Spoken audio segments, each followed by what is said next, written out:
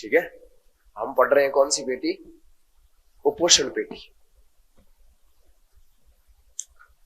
तो उपोषण पेटी दोनों गोलार्धों में 30 से 35 डिग्री अक्षांश रेखाओं के बीच में विस्तृत है। इसके निर्माण के पीछे तापमान का कोई योगदान नहीं।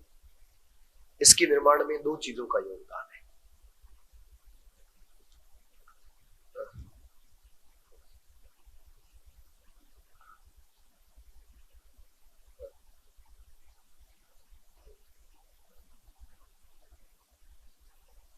एक है वायु का अवतलन और दूसरा है पृथ्वी की घूर्णन गति।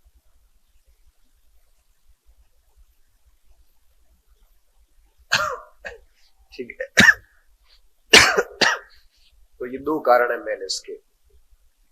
अब इसको समझते हैं हम। जैसे ये हमारा 0 डिग्री, ठीक है, और ऊपर ये है 60 डिग्री। ये भी लो प्रेशर की पेटी और 60 डिग्री वाली पेटी भी कैसी है? लो प्रेशर की। हवाएं यहां से भी ऊपर उठती है, हवाएं यहां से भी ऊपर उठती है। लो प्रेशर का मतलब यही होता है जब हवा ऊपर उठे, और जब हवा नीचे बैठेगी तो कैसा प्रेशर होगा? हाई प्रेशर होगा।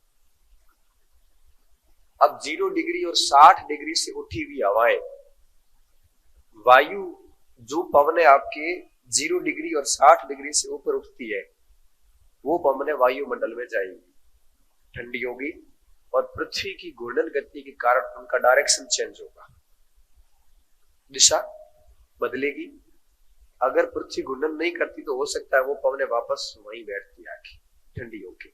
लेकिन पृथ्वी की घूर्णन के कारण, सॉरी उल्टा हाथ घुमा दिया, पृथ्वी की घूर्णन के कारण पवने डायरेक्शन चेंज कर देती है। ठीक है, डायरेक्शन चेंज कर देती है, और डायरेक्शन चेंज करने के बाद उसको कहीं तो बैठना ही है, और डायरेक्शन चेंज करने के बाद वो नीचे बैठ जाती है। और यहां से उठी हुई पवन यहां बैठ जाती है, और यहां से उठी हुई पवन भी यहां बैठती है, और इधर भी बैठती है, और इसकी भी उधर ऊपर और बैठती है। समझ में आई बात? तो इसको हम क्या कहते हैं? अब जब 0 डिग्री से पवन ऊपर उठी, वायुमंडलीय परिसंचरण किया, फिर 30 डिग्री पे आकर बैठ गई, और जब पवनों का बैठने का प्रवृत्ति हो तो हम उसे कहते हैं वायु का अवतलन। और जहां भी पवन बैठेगी वहां पे प्रेशर कैसा होगा? हाई होगा। फिर क्या होगा? देखिए, फिर जब पवन यहां बैठेगी तो यहाँ पवनों का घनत्व अधिक हो जाएगा, या पवन ज्यादा हो जाएगी, और वायु ज्यादा होगी तो डेफिनेटली वापस है वो इस तरफ निकलनी, दोनों तरफ निकलनी शुरू हो जाती है, और ये पेटी कहलाती है कौन सी? उपोषण उच्च वायुदाब पेटी। तो अब आप इसको एक एग्जांपल से हम समझते हैं। जैसे आप बहुत सामान्य रूप से समझना कि ये 0 डिग्री है और ये 30 डिग्री है, और हमारी वो दीवार 60 डिग्री है। इधर भी सेम कंडीशन है। यहां से पवने उठी, वायुमंडलीय परिसंचरण किया, डायरेक्शन बदला घूर्णन गति के कारण, और दोनों तरफ 30 डिग्री पे बैठ गई। फिर 30 डिग्री पे वायु की मात्रा ज्यादा हो गई, वहां से धरातलीय परिसंचरण करते हुए वापस किस तरफ आएगी? इन्हें हम कहते हैं व्यापारिक पवन। क्या कहते हैं? फिर वापस ऊर्ध्वाधर संचरण करके ऊपर जाएगी, फिर घूमेगी, वापस बैठेगी, व्यापारिक पवनों के रूप में 0 डिग्री की तरफ आएगी, और इस तरह से दोनों तरफ एक सेल बन जाती है। क्योंकि इसकी खोज हैडली ने की थी, इसलिए इसको हैडली सेल बोलते हैं। ये सेल इस प्रकार से काम करती है। ये समझ में आई बात? सॉरी, ये इस प्रकार से काम करती है, इस प्रकार से ये सेल काम करती है। अब फिर देखिए, इसके साथ साथ वो है 60 डिग्री, पवने वहां से भी ऊपर उठी, वहां से उधर भी गई जो 90 डिग्री पे बैठेगी, वहां से इस साइड आके वापस कहां बैठ रही है? 30 डिग्री, वो भी सेम कंडीशन हो रही है। और इस साइड से वापस पवने अधिक होगी वो पछुआ पवनों के रूप में 60 डिग्री की ओर धरातल से होके जाएगी। ठीक है, तो यहां पर भी एक सेल बन जाती है, एक सेल यहां पे भी बन जाती है, इसे फेरल सेल बोलते हैं। क्या कहते हैं? Ferrel cell. तो फेरल सेल अगर आपसे कोई पूछे तो आप कहोगे कि 60 डिग्री से उठी हुई पवने धरातलीय परिसंचरण करते हुए कुछ 30 डिग्री पे बैठती है, कुछ 90 डिग्री पे बैठती है, पुनः वायुमंडलीय परिसंचरण करके कुछ 30 डिग्री पे बैठती है, कुछ 90 डिग्री पे बैठती है, पुनः धरातल से 90 डिग्री से और 30 डिग्री से धरातलीय परिसंचरण करके पवने 60 डिग्री की ओर जाती है। ऊपर से जो आती है वो ध्रुवीय पवने, 30 डिग्री से जो जाती है वो पछुआ पवने, और इस प्रकार से पवन तंत्र निर्मित होता पूरा। और ये केवल उत्तरी गोलार्ध में नहीं है बल्कि दक्षिणी गोलार्ध में भी है।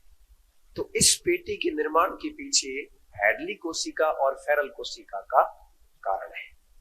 और इन दोनों कोशिकाओं का निर्माण कैसे हुआ? पृथ्वी की घूर्णन गति प्लस वायु के अवतलन से, इस प्रक्रिया के कारण। समझ में आ रही पूरी बात? इसका ताप से कोई संबंध नहीं है, बल्कि इसका संबंध इन दो कारणों से, दोनों कारणों का परिणाम है कोशिका। और कोशिका दो है टोटल, एक हैडली है और एक आपके फेरल है। आपने जब जलवायु पढ़ी तो ये नाम आया कहीं पे, हैडली वाला आया था? नियम नहीं, नियम छोड़ो, नियम अलग है। हैडली कोशिका आती है बीच में। हैडली कोशिका कहाँ आएगी? जब हम पूरी जेट स्ट्रीम पढ़ते हैं, जब अल नीनो ला नीनो पढ़ते हैं तो हैडली कोशिका बहुत इफेक्ट करती है, क्योंकि जब अल नीनो की स्थिति होती है तो हैडली कोशिका की दिशा बदल जाती है। अल नीनो की स्थिति में पवने इधर जाने की बजाय सीधी निकलती है प्रशांत महासागर की तरफ, पूरा मानसून ले जाती है। तो हैडली कोशिकाओं को हम पढ़ते हैं मानसून के अंदर और पढ़ते हैं, क्योंकि हैडली कोशिका इतनी बड़ी है कि इसके ऊपर पीएचडी की जा सकती है। हैडली ने इतना कुछ शोध किया था। तो आपकी इच्छा हो तो लिख ले, नहीं इच्छा है तो भी लिखो।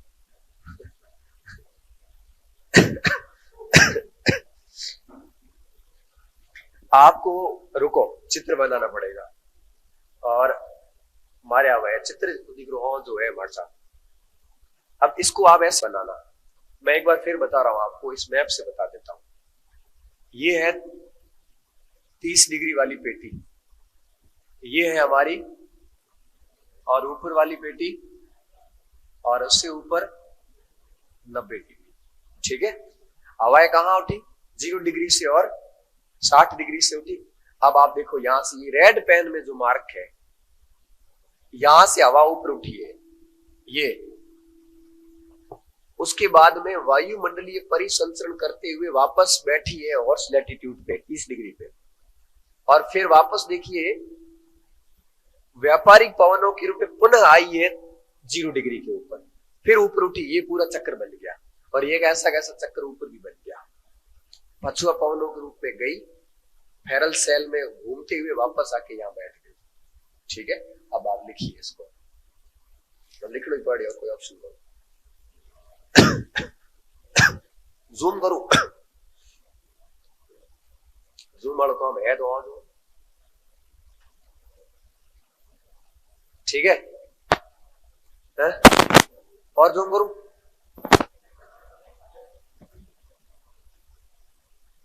लिखो। अब इसको आप चित्र बनाओ, फिर लिखवाता हूं।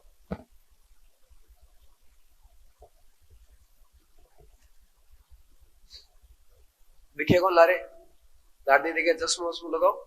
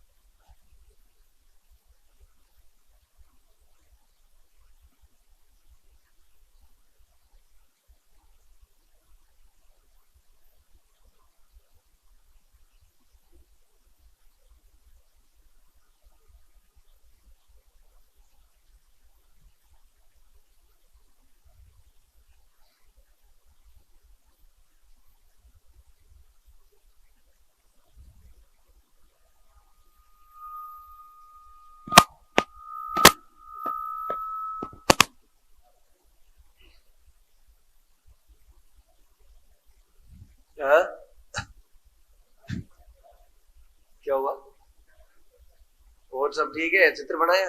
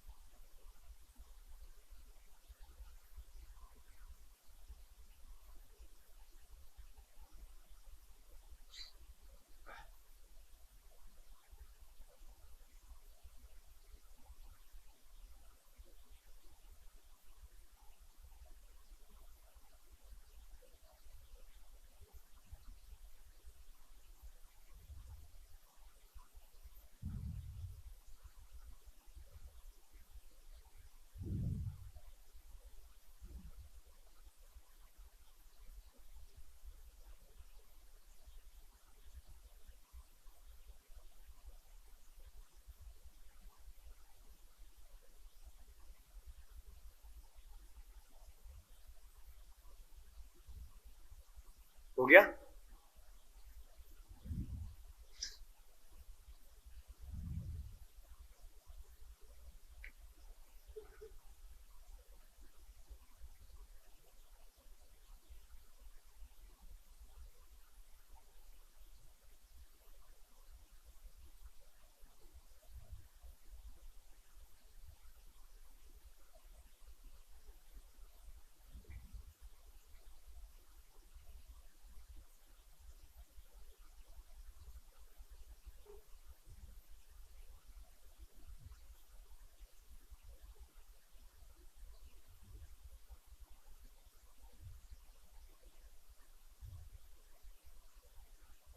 अब मैं लिखूं?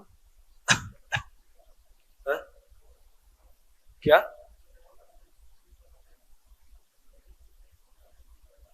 Polar cell?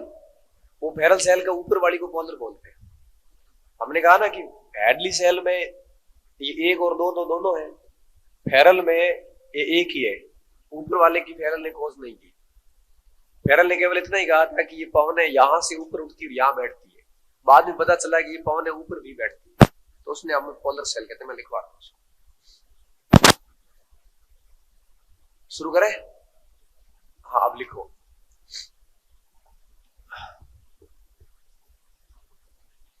ये देखो ITC जेड वाला नाम है, हॉर्स लैटिट्यूड में आगे लिखवा रहा हूं। हमने लास्ट में क्या लिखा था कल? विस्तार लिख लिया ना, 30 से 35। खाली नाम ही लिखा है तो लिखिए। दोनों गोलार्धों में, दोनों गोलार्धों में, दोनों गोलार्धों में 30 से 35 डिग्री, 30 से 35 डिग्री अक्षांशों के मध्य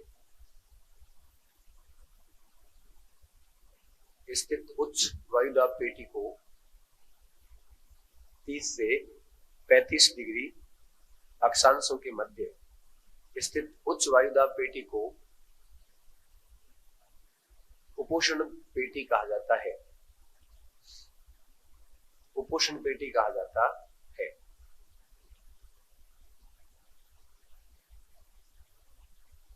इस पेटी के निर्माण में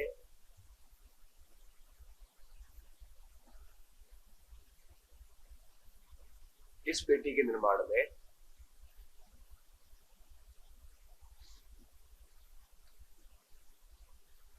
तापमान का योगदान नहीं है,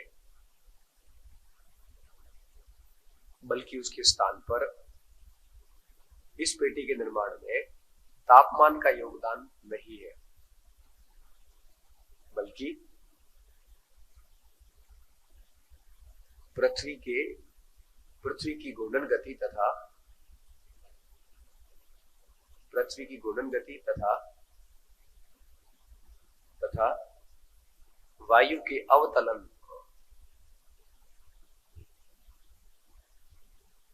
अवतलन के कारण इस पेटी का निर्माण हुआ है।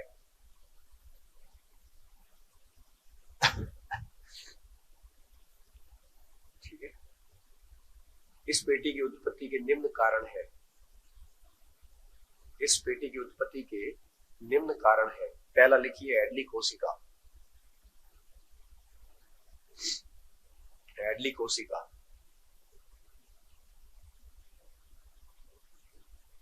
हैडली कोशिका, हैडली कोशिका में लिखना 0 डिग्री से उठने वाली पवनें 0 डिग्री से उठने वाली पवनें वायुमंडलीय परिसंचरण करके 0 डिग्री से उठने वाली पवनें वायुमंडलीय परिसंचरण करके वायुमंडलीय परिसंचरण, समझ गए ना? वायुमंडलीय परिसंचरण वैसी हवाएं जो वायुमंडल में चलती है। और धरातलीय परिसंचरण का मतलब है जो हवाएं धरातल पे चलती हो। तो 0 डिग्री से उठने वाली पवनें वायुमंडलीय परिसंचरण करके दोनों गोलार्धों में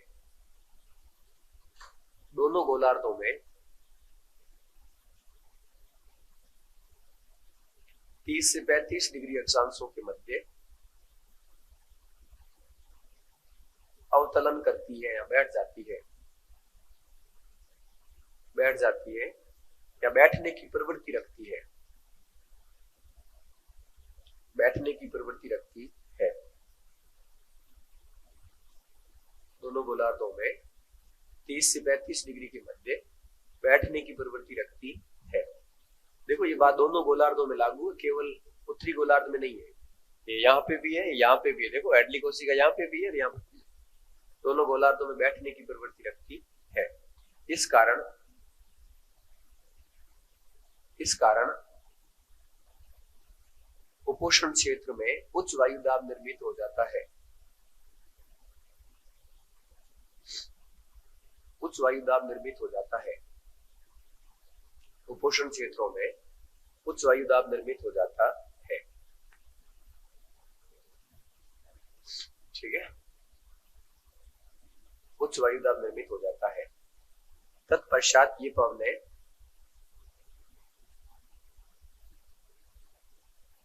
उपोष्ण हाई प्रेशर पेटी से, उपोष्ण HP पेटी से, तत्पश्चात ये पवनें उपोष्ण HP पेटी से धरातलीय परिसंचरण करते हुए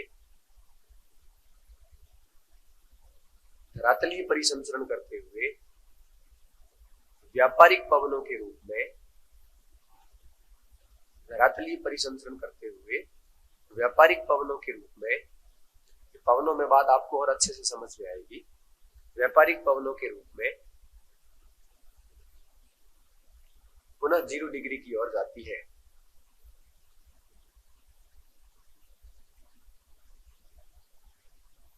पुनः 0 डिग्री की ओर जाती है। इससे या इस कोशिका की खोज हैडली ने की थी, इसलिए इसको हैडली कोशिका कहा जाता है। इस कोशिका की खोज हैडली ने की थी, इसलिए इसको हैडली कोशिका कहा जाता है।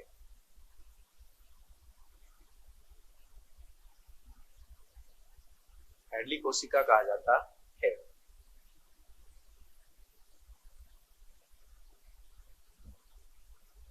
हैडली कोशिका समझ में आ गया? हैडली कोशिका की पवनें उठेगी कहां से, बैठेगी कहां पे? हैडली कोशिका में पवनें उठेगी 0 डिग्री से। वो पवनें कौन सी होती है? व्यापारिक पवनें। कौन सी पवनें होती है? व्यापारिक पवनें ऊपर उठती है, बैठती है, फिर वापस व्यापारिक पवनों के रूप में 0 डिग्री की तरफ जाती है। बस इस तरह से पवनों का संचलन चलता रहता है। इसे कोशिका बोलते हैं भूगोल की भाषा में। क्योंकि खोज हैडली ने की थी, इसलिए उसको क्या कहते हैं? हैडली कोशिका। तो हैडली कोशिका उपोष्ण उच्च वायुदाब पेटी का प्रमुख कारण है। दूसरी लिखी फेरल कोशिका है। हाँ, दक्षिण पश्चिम मानसून पवनें जो है वो धरातलीय पवनें है। और एक खास बात पता है क्या है? हिंद महासागर एकमात्र ऐसा महासागर है जहां पवनें अपनी दिशा बदलती है। तो व्यापारिक पवनें 6 महीने तक दिशा बदल जाती है। इस प्रकार चलनी शुरू हो जाती है, तब ये संचरण भी कम हो जाता है। लेकिन उत्तर वाली दक्षिण वाली तो जाती है ऊपर। तो मानसूनी पवनें जो है ये व्यापारिक पवनें ही होती है बेसिकली, लेकिन ग्रीष्म काल में तापमान अधिकता के कारण जब यहां बहुत ज्यादा लो प्रेशर होता है तो ये पवनें अपना रास्ता बदल के वापस प्रवेश कर जाती है, इसे मानसून पवनें कहते हैं। ये मानसून में हम समझेंगे, अभी नहीं समझेंगे इसे। समझ में नहीं बात तो सामान्य बात है, बताएंगे मानसून बताएंगे। अभी तो आपको समझ में आ गया ना हेडली कोशिका। अभी हेडली कोशिका समझाने का ही उद्देश्य है मेरा। मानसून पवनें आगे जब मानसून आएगा तब ज्यादा डिटेल से समझेंगे। अभी क्या है कि बिना टांग पूछ की बात हो गई है, इससे पहले की स्थिति आपको पता नहीं, बात की स्थिति पता नहीं है ना, इसलिए समझ में नहीं आएगी। दूसरा लिखी फेरल कोशिका तो होगा रही देव मारो मन रखने वास्ते समझ में आ रही हो, क्योंकि ये भूगोल के कठिनतम टॉपिक्स में से एक है। अच्छा तो ठीक बात है कि फेरल कोशिका में लिखो दोनों गोलार्धों में 60 डिग्री अक्षांश रेखा 60 डिग्री अक्षांश रेखा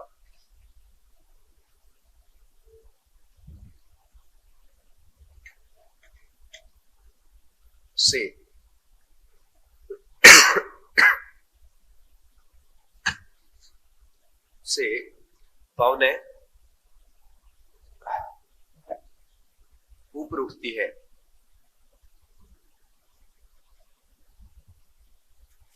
जो कि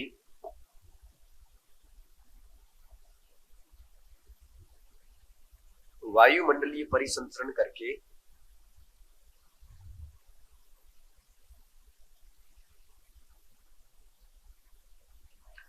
वायुमंडलीय परिसंचरण करके 30 डिग्री और 90 डिग्री पर बैठने की प्रवृत्ति रखती है। 30 डिग्री और 90 डिग्री पर बैठने की प्रवृत्ति रखती है।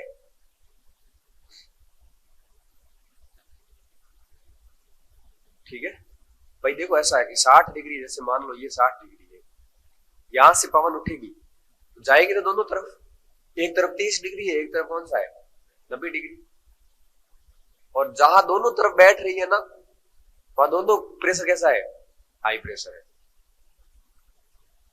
क्योंकि एक ध्रुवीय पेटी है एक उपोष्ण पेटी है, दोनों ही हाई प्रेशर की पेटियां है। यहां से पवन उठी, देखो एक पवन तो इधर आ गई, एक पवन इधर आ गई, सिंपल सा फंडा, कोई मतलब नहीं है। ऊपर से वायुमंडलीय परिसंचरण करके यहां बैठेगी, ऊपर क्यों जा रही है,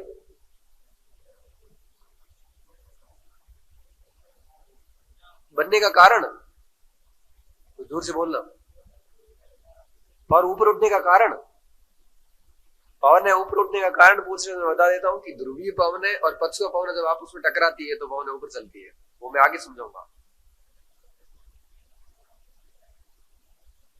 ध्रुवीय पवनें आ नहीं रही है, ध्रुवीय पवनें धरातल ही संचरण कर रही है, ध्रुवों से उप ध्रुवों की ओर ध्रुवीय पवनें चलती है धरातल से। फिर क्या होता है, समझ में आ रही बात, नहीं आई, मैं बताता हूं।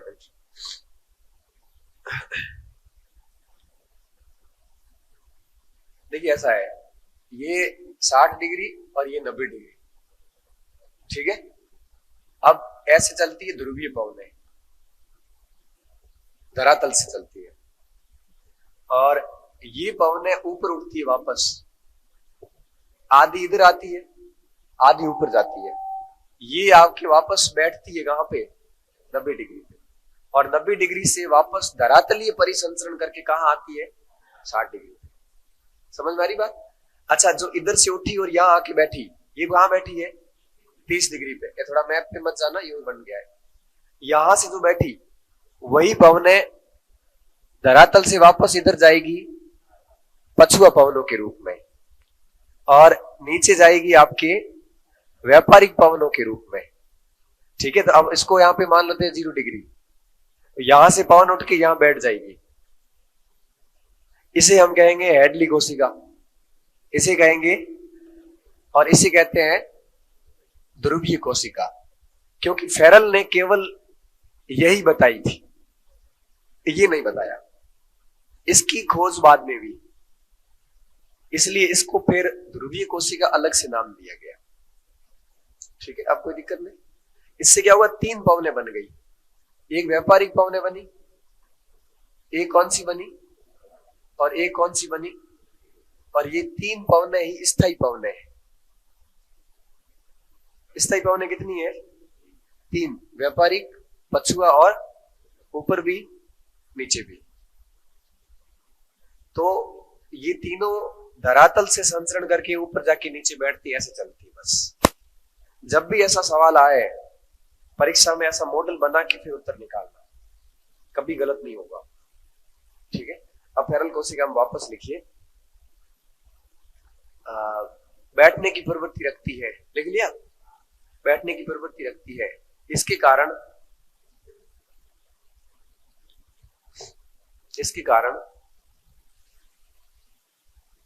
उपोषण पेटी और ध्रुवीय पेटी पर उच्च वायु दाब निर्मित होता है।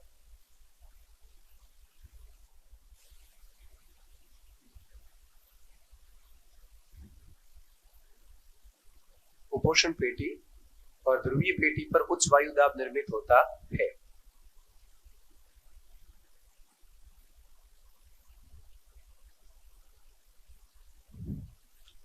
तत्पश्चात यही पवनें धरातलीय परिसंचरण करके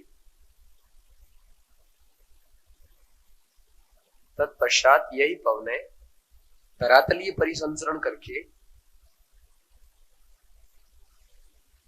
पछुआ पवनों तथा ध्रुवीय पवनों के रूप में, ये पवने पढ़ेंगे उसके बाद में ये आपको और बढ़िया समझ में आएगा। तत्पश्चात यही पवने धरातलीय परिसंचरण करके पछुआ पवनों तथा ध्रुवीय पवनों के रूप में 60 डिग्री की ओर आती है या उपध्रुवीय पेटी की ओर आती है। यही पवने धरातलीय परिसंचरण करके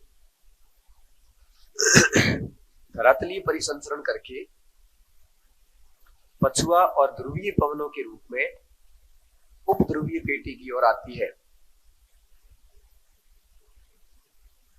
ठीक है,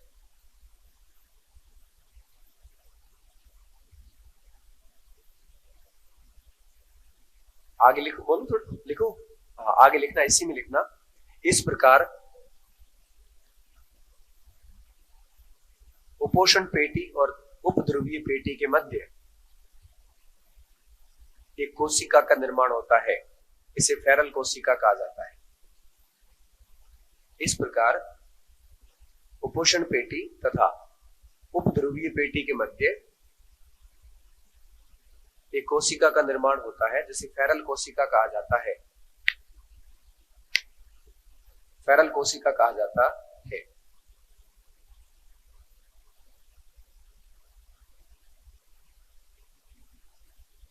वहीं ध्रुवीय और उपध्रुवीय क्षेत्रों के मध्य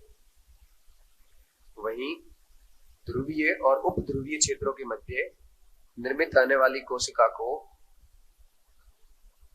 ध्रुवीय तथा उपध्रुवीय क्षेत्रों के मध्य निर्मित होने वाली कोशिका को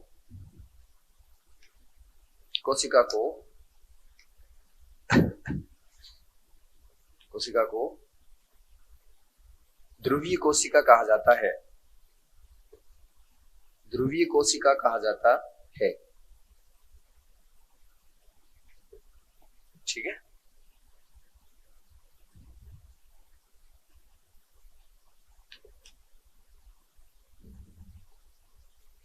कितना सरल सवाल आया है। निम्नलिखित में से कौन सी तापजन्य पेटियां हैं? कौन सी है? भूमध्य रेखीय और ध्रुवीय। A B C D B D ऐसे है इसमें। अब इसको बाद में देखते हैं। अब एक तो इसके कारण हो गए, कि पेटी की उत्पत्ति कैसे हुई। मैंने आपको यहाँ पे दो कोशिकाओं को समझाने का प्रयास किया है, हैडली कोशिका और फेरल कोशिका। अभी मैंने पवने नहीं समझाई, पवने अलग टॉपिक है पूरा। जैसे ही पवने आप समझ लोगे उस समय आपका ये चैप्टर बहुत बढ़िया तरीके से क्लियर हो जाएगा। ठीक, कोई दिक्कत नहीं आएगी। अब हम बात करेंगे, इस पेटी को हॉर्स लैटिट्यूड भी कहा जाता है। क्या कहते हैं? हॉर्स लैटिट्यूड भी कहते हैं। ये आप देख पा रहे होंगे, हॉर्स लैटिट्यूड, हॉर्स लैटिट्यूड। अश्वक्षांश क्या कहते हैं? अश्वक्षांश, पहली बात। दूसरी बात, कहां से, कौन सी पेटी? उपोषण। और तीसरी बात, दोनों गोलार्धों में है, इसके कथन आते हैं। तो ये आपकी दोनों गोलार्धों में, देखो ऊपर भी है नीचे भी है। अब सबसे लास्ट बात, इसको क्यों कहते हैं हॉर्स लैटिट्यूड? हॉर्स का मतलब था घोड़ा, लैटिट्यूड या अक्षांश। मैं आपको बहुत सामान्य रूप से समझा देता हूं। यहां आया हुआ स्पेन, कौन सा देश? स्पेन। जब पूरी दुनिया का विभाजन किया जा रहा था, लड़ाइयां चल रही थी यूरोप में, क्योंकि यहां तुर्की आया हुआ और तुर्की ने यह रास्ता रोक लिया था भारत आने वाला।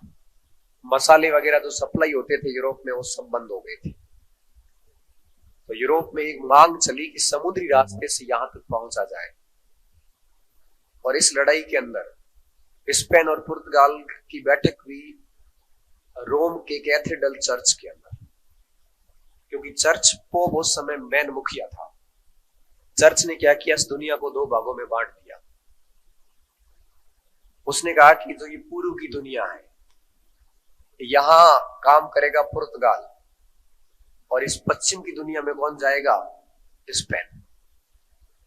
क्योंकि ये दो समुद्री शक्ति दो ही थी उस समय, ना इंग्लैंड समुद्री शक्ति थी ना फ्रांस थी। समझ में आई बात?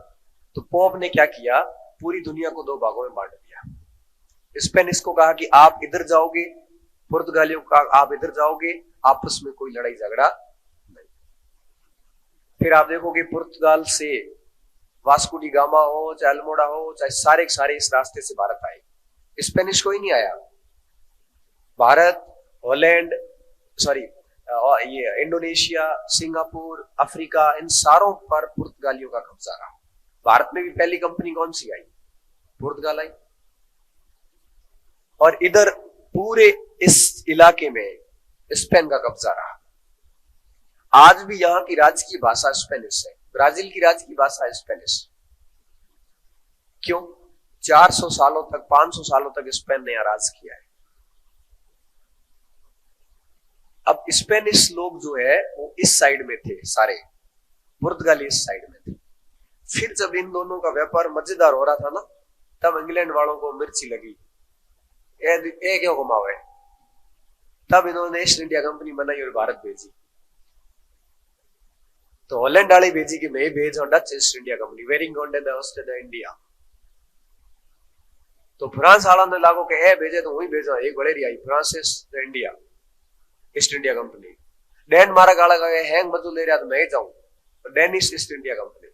स्वीडन वाले लारे लारे भी घोड़ा मिल गया मैं ही जाऊं। 6 कंपनियां भारत आई। फिर पुर्तगालियों ने जवाब किसी को नहीं दिया और डचों ने पुर्तगालियों को हराया। डचों को एक अंग्रेजों ने हराया, ब्रिटेन वालों ने। फिर फ्रांसिस आए, उनको भी ब्रिटेन वालों ने हराया। सबको भगाया भारत से और लास्ट में खुद रहे। ये बाद में आए थे सारे। सबसे पहले पुर्तगाल यहां पे आया और इधर स्पेन गया। अब देखो क्या हुआ। अब बात का यहां पे मामला शुरू होता है। तो साउथ अमेरिका जो है ये, अब क्या होता था कि यहां से व्यापार होता था, ये व्यापार होता था यहां पे। ये पूरे इलाके इनके पास में थे। अब जब स्पेन के जहाज अमेरिका को निकलते थे तो उस समय क्या वायुदा पेटियों की जानकारियां होती नहीं थी। और ये जहाज जैसे ही आपके इस इलाके में आते थे यहां पे और यहां आते थे, तो वहां पे अचानक से हवाएं बैठना शुरू होती थी। मौसम बिल्कुल, हवाएं जब भी बैठती है ना तो मौसम साफ हो जाता है ऊपर। उच्च वायु दाब होते ही मौसमी घटनाएं खत्म। लो प्रेशर आते ही हवाएं इतनी तेज गति से आएगी, आंधी तूफान चक्रवात बारिश सब लो प्रेशर से होते हैं। हाई प्रेशर से कुछ नहीं होता। हाई प्रेशर से मानसून साफ हो जाता है, आकाश साफ हो जाता है, हवाएं चलती नहीं है और बिल्कुल मौसम शांत हो जाता है। कई बार हम उसको सहन भी नहीं कर पाते। हमारे गांव में गए थे ना, जब बहुत ज्यादा तप तो बाहर गए, पौधे रुके, पेड़ रुके, वो पत्तों को ले गए। समझ लेना कि वहां पे अभी स्थिति ये है कि हवाएं जो है धीरे धीरे वापस बैठना शुरू कर रही है। ठंडा मौसम हो जाता है उसकी ठीक थोड़ी देर बाद में। अब आप इसको समझिए, तो यहाँ पे जब हवाएं बैठना शुरू होती थी तो हवाएं चलती नहीं थी, और हवाएं नहीं चलती थी तो जो जहाज निकलते थे आगे, उस जहाज को ढोना बहुत मुश्किल काम हो जाता था, क्योंकि उसमें घोड़ों का व्यापार भी खूब होता था। और ये यहाँ पे आके स्टक हो जाते थे, अटक जाते थे, 8-8 10-10 दिन अटकते थे बिना हवा के। वो जाए कहां आगे, उनकी इतनी ताकत थोड़ी होती है कि वो नाव को उतना वहां तक ले जा सके। 20-20 हजार किलोमीटर का समुद्र है, 8-10 दिन तक नावों को रोक के रखते थे। जल खत्म हो जाता था पीने का, खाना पानी खत्म हो जाता था, तब ये क्या करते थे, अपना सामान पूरा डाल के वहां पे वापस निकलेंगे, मर जाएंगे। तो अंग्रेजी में कहावत है डेड हॉर्स। डेड हॉर्स का मतलब होता है कि कुछ मिलना नहीं, फालतू गोता खाना। आपकी अगर नौकरी नहीं लगी ना तो डेड हॉर्स, 10 महीना मेहनत की बड़ी हो गई वो। डेड हॉर्स का मतलब क्या होता है, मृत घोड़े का मतलब होता है कि मिलना कुछ नहीं, मेहनत खूब करनी। अब वहां से ये डेड हॉर्स से कहावत निकल पड़ी और उसी जगह से हॉर्स लैटिट्यूड नाम पड़ गया। ये एक्चुअल बात। फिर है हमारी बात, घोड़े डाल देते थे समुद्र के अंदर, वो सारा ही सामान डालते थे, फिर घोड़े नहीं बचते थे। आते थे व्यापार करने के लिए, एक सिंगल रुपया कमाते नहीं थे, वापस जाते थे, बताओ उनको मिला क्या। इसलिए उसको हॉर्स लैटिट्यूड बोलते हैं।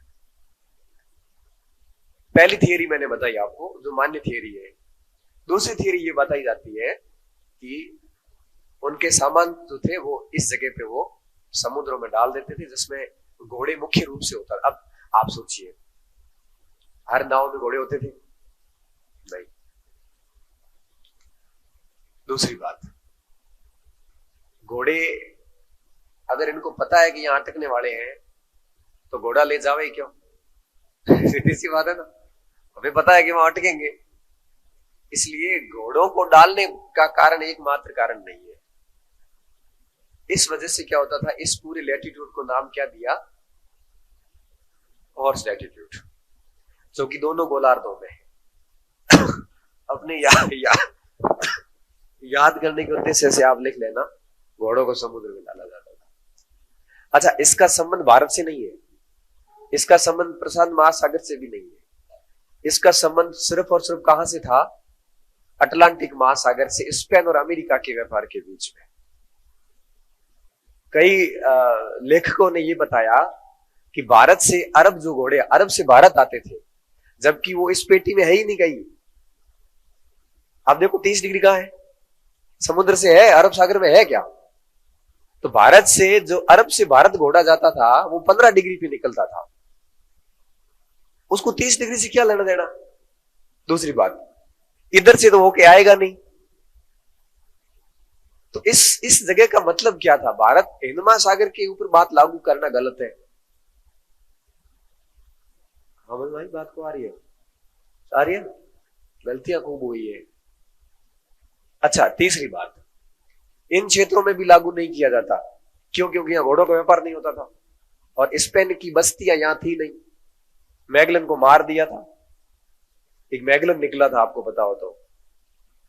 नहीं पता? कोई बात नहीं। ये कहलाता है हॉर्स लैटिट्यूड, अश्वक्षांश। अल्टीमेटली थारा सवाल किया है, अश्वक्षांश कौन सी पेटी में है? कौन सी पेटी है? उपोषण पेटी। दूसरा थारा सवाल किया है, दोनों गोलार्धों में है कि एक गोलार्ध में? दोनों गोलार्ध। और तीसरा सवाल अगर बढ़ गयो तो हॉर्स लैटिट्यूड आपके उपोषण नाम देगा नहीं, अक्षांशों के नाम दे देता है। इससे ज्यादा सवाल आपका आता नहीं है, ठीक है। और बेसिकली नाम यहां से निकला था, लेकिन यूज पूरी दुनिया में किया जाता है। इसका हिंद महासागर से या प्रशांत महासागर से कोई संबंध नहीं। ठीक है, बाकी अगर होता हिंद महासागर हमारे गड़े आया भारत गुटे आते नौक मई नौ दे पासा है हसवा के साथ बड़े हो। चलो है मान लिया तो दक्षिण में कोई घोड़ो आ रहे हो तो दक्षिण जाते, दक्षिण में भारत का रास्ता मलिंदी से था, मलिंदी से निकलता था, मेडागास्कर से जाता ही नहीं था, मलिंदी से रास्ता निकलता था, मलिंदी से आगे बढ़ता था सीधा, मलिंदी केन्या में आया हुआ है। तो इसका तो कभी कोई मतलब ही नहीं रहा। व्यापार पूरा मलिंदी टू इंडिया होता था और वास्को डी गामा भी मलिंदी से भारत गया था। इसलिए इसका हिंद महासागर के घोड़ों के व्यापार से कोई संबंध नहीं। ठीक है, तो लिखे लिखो।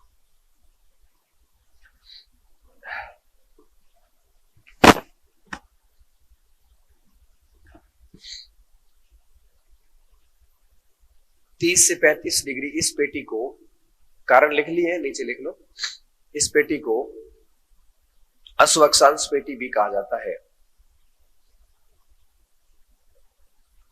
अश्वक्षांश पेटी भी कहा जाता है,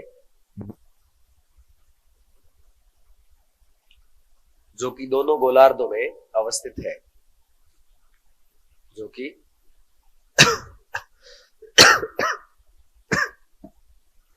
दोनों गोलार्धों में अवस्थित है।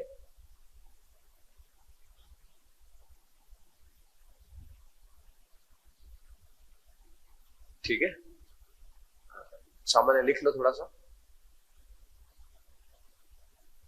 15वीं शताब्दी में, 15वीं मत लिखना, 15वीं 16वीं ऐसे लिख लो।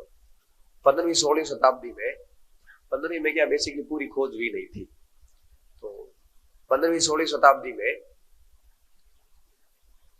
जब स्पेन के व्यापारी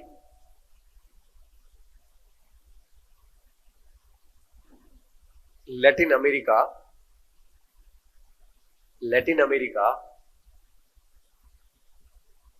जाते थे, लैटिन अमेरिका जाते थे, तब 30 डिग्री अक्षांश के आसपास, 30 डिग्री अक्षांश के आसपास दोनों गोलार्धों में वायु दाब की अधिकता के कारण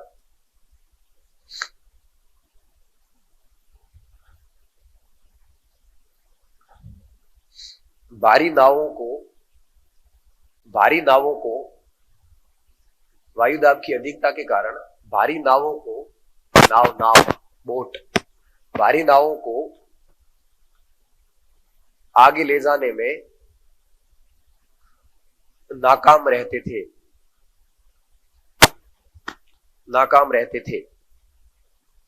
इस कारण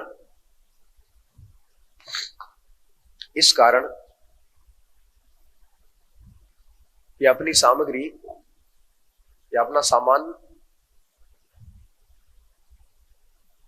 महासागरों में डालकर वापस लौट जाते थे। तो आपको ऐसा तो नहीं लग रहा है कि तो आता ही कहना, ये घटना कभी कभार होती थी, हर बार नहीं होती थी। ऐसे लिखना भी नहीं है कि ये घटना कभी कभार होती थी, मार से भेड़ा आता कौन, कभी कभी होती घटना। ठीक है, पहले क्या था कि दिशा सूचक यंत्र थे नहीं, तो निकल जाते थे लेकिन पता नहीं चलता था कि वो इस एरिया में पहुंच गए हैं। कई बार तो पार कर जाते थे, कई बार मेन पॉइंट पे आ जाते थे, तो दिक्कत हो जाती थी। आजकल तो क्या है कि जब जहाज गुजरते हैं तो कंपास पूरा बता देता है कि आगे क्या क्या है। तो उस समय ऐसा सिस्टम नहीं था। आजकल के क्या जहाज बहुत बड़े बड़े हैं, 500 मीटर आगे चट्टान है, फिर जहाज मुड़ेगा नहीं, पता है बड़े जाए हुए चट्टान रहे, जब टाइटन जहाज गयो और वो भिड़ते ही पानी घुसना अंदर शुरू हो जाएगा, 1500, 1000, 2000 जितने यात्री है सारे सारे मरेंगे। तो उनके क्या रास्ते बने हुए, समुद्र में जल मार्ग बने हुए हैं, उस जल मार्ग को ये लोग फॉलो करते हैं। वहीं 15-15 पायलट हुए, एक आधे तो ऊँग रिया हुआ तो कम से कम 13-14 जागता हुआ, एक ऊँगा जाए वो तो नींद खुले उठो देखा कि हमें 500 मीटर बाद बाट हुआ है, अब कुछ नहीं होगा। फिर वो ऐसे मुड़ता थोड़ी है, ब्रेक थोड़ा ही रहेगा, भर देना ब्रेक दे दिया, जहाज रहा ब्रेक क्या कर दे बताओ, जहाज का ब्रेक नहीं लगता फिर, क्योंकि फिर उसके नीचे पंखे होते हैं, वो पंखे पानी को रोकने की कोशिश करते हैं, उल्टा चलते हैं, तब वो धीरे धीरे धीरे धीरे धीरे 5 किलोमीटर बाद जाते जाते रुके। अपने महिला जब स्कूटी चलाती है तो ब्रेक से ज्यादा पैरों पे विश्वास करती है, देखना वो 100 मीटर तक जाते जाते जाते गाड़ी रुकेगी। एक बार हमारे पहाड़ो आ रहे तो मार्केट हो, उल्टी साइड में आई लड़कियां दबाई उड़ी हुआ, मन हिलने को दियो सीधो टायर मारे दो टोकन बीच में, मैं रोकी मैं बाई करेगी तो बहनों आवे को नहीं, अरे उल्टी साइड में तू आई टोंग और बीच में मोटरसाइकिल तय आती है स्कूटी ना पगन थे कर दिया तारो ब्रेक तो सही लागे कौन गलती मारी। उसके बाद से मुझे लगा कि जहाज को रोकना समान है, धीरे धीरे धीरे धीरे धीरे धीरे लास्ट में जाके रुकता है, तब तो वो टारगेट को पार कर जाता है। आप लिखो लिखो सामग्री को समुद्र में गिरा देते, लिख लिया। चूंकि इस सामग्री में घोड़ों की अधिकता रहती थी, हमें यहाँ पे लिख लिया ताकि तो व्यापार व्यापार अंग्रेजी कहावतों लिखिए, घोड़ों की अधिकता रहती थी इसलिए सामान्य रूप से इसको अश्वक्षांश कहा जाता है।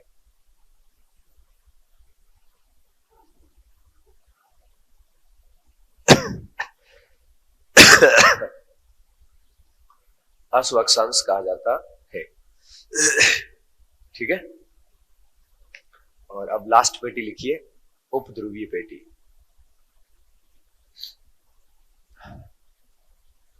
उपध्रुवीय पेटी, इसमें लिखिए दोनों गोलार्धों में ध्रुवीय तो हो गई है, अब उपध्रुवीय बची है। आज 7:48 हुआ है, 8:30 तक कर दे वो पे है क्यों आएगी तो आओ तो बस रहने दो, एक लाइन तो लिख लो, बात शुरू की है। नहीं लिखेंगे उपध्रुवीय पेटी में लिखो, उपध्रुवीय पेटी में लिखो दोनों गोलार्धों में 60 से 65 डिग्री अक्षांशों के मध्य 60 से 65 डिग्री अक्षांशों के मध्य पाई जाने वाली निम्न वायुदाब की पेटी, 60 से 65 डिग्री अक्षांशों के मध्य पाई जाने वाली निम्न वायुदाब की पेटी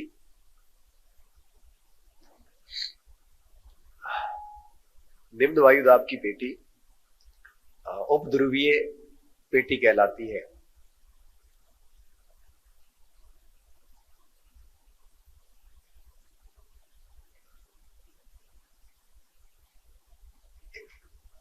ठीक है, इसकी उत्पत्ति में भी तापमान का योगदान नहीं है।